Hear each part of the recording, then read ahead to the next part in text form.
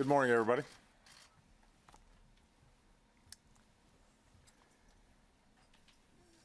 Today, the United States and our armed forces continue to lead the global coalition in our mission to destroy the terrorist group ISIL.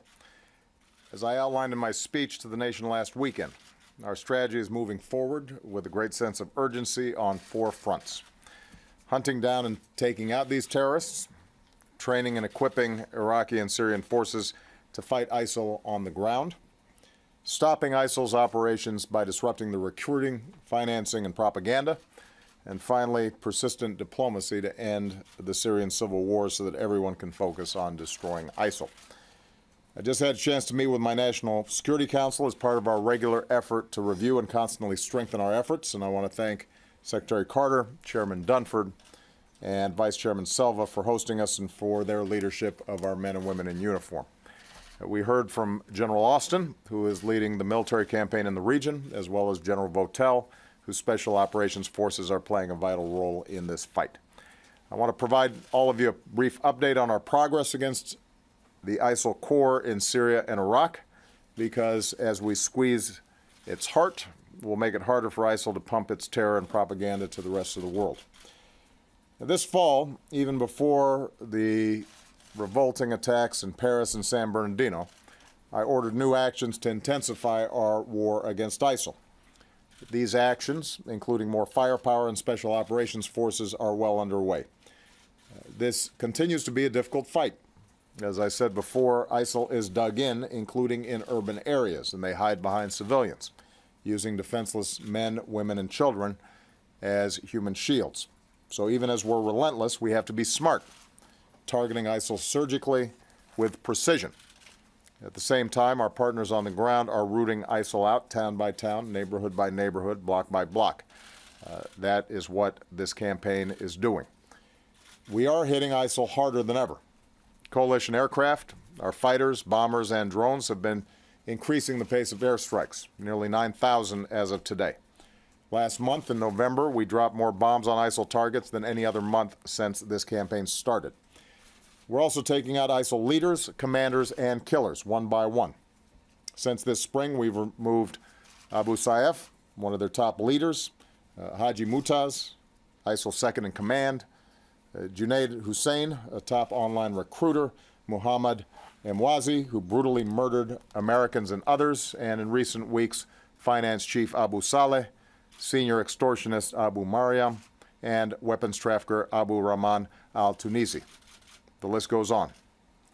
We're going after ISIL from their stronghold right in downtown Raqqa to Libya, where we took out Abu Nabil, the ISIL leader there. The point is, ISIL leaders cannot hide, and our next message to them is simple: you are next. Every day, we destroy as well more of ISIL's forces, their fighting positions, bunkers, and staging areas, their heavy weapons, bomb-making factories, compounds, and training camps. In many places, ISIL's lost its freedom of maneuver because they know if they mass their forces, we will wipe them out. In fact, since this summer, ISIL has not had a single successful major offensive operation on the ground in either Syria or Iraq. In recent weeks, we've unleashed a new wave of strikes on their lifeline, their oil infrastructure, destroying hundreds of their tankers, trucks, wells, and refineries, and we're going to keep on hammering those. ISIL also continues to lose territory in Iraq. ISIL had already lost across Kirkuk province and at Tikrit. More recently, ISIL lost at Sinjar, losing a strategic highway. ISIL lost at Baji with its oil refinery. We saw the daring raid supported by our special forces, which rescued dozens of prisoners from ISIL, and in which Master Sergeant Joshua Wheeler made the ultimate sacrifice. So far, ISIL has lost about 40% of the populated areas it once controlled in Iraq, and it will lose more. Iraqi forces are now fighting their way deeper into Ramadi. They're working to encircle Fallujah and cut off ISIL supply routes into Mosul. Again, these are urban areas where ISIL is entrenched. Our partners on the ground face a very tough fight ahead, and we're going to continue to back them up with the support that they need to ultimately clear ISIL from Iraq. ISIL also continues to lose territory in Syria. We continue to step up our air support and supplies to local forces, Syrian Kurds, Arabs, Christians, Turkmen, and they are having success. After routing ISIL at Kobani and Tal Abyad, they've pushed ISIL back from almost across the entire border region with Turkey, and we're working with Turkey to seal the rest. ISIL's lost thousands of square miles of territory it once controlled in Syria, and it will lose more. The special forces that I ordered to Syria begun supporting local forces as they push south, cut off supply lines, and tighten the squeeze on Raqqa. Meanwhile, more people are seeing ISIL for the thugs and the thieves and the killers that they are. We've seen instances of ISIL fighters defecting.